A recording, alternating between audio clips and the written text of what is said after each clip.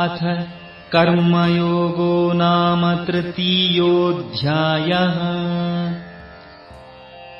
तत्त्ववित्तु महाबाहो गुणकर्मविभागयोः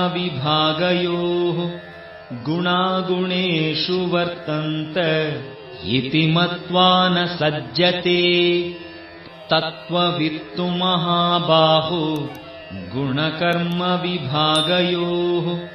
गुणागुणेषु वर्तन्त इति मत्वा न सज्जते।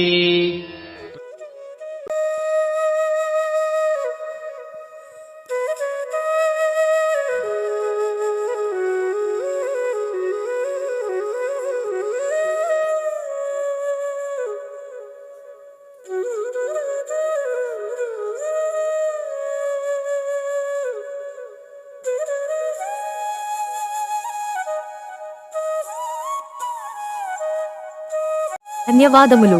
మన ఈ సనాతన హిందువు యూట్యూబ్ ఛానల్ రోజు ఒక భగవద్గీత శ్లోకం నేర్చుకుందాం అనే సిరీస్ ను మీరందరూ ఆదరించి సనాతన హిందువు ఛానల్ ను సబ్స్క్రైబ్ మరియు షేర్ చేస్తారని మనవి.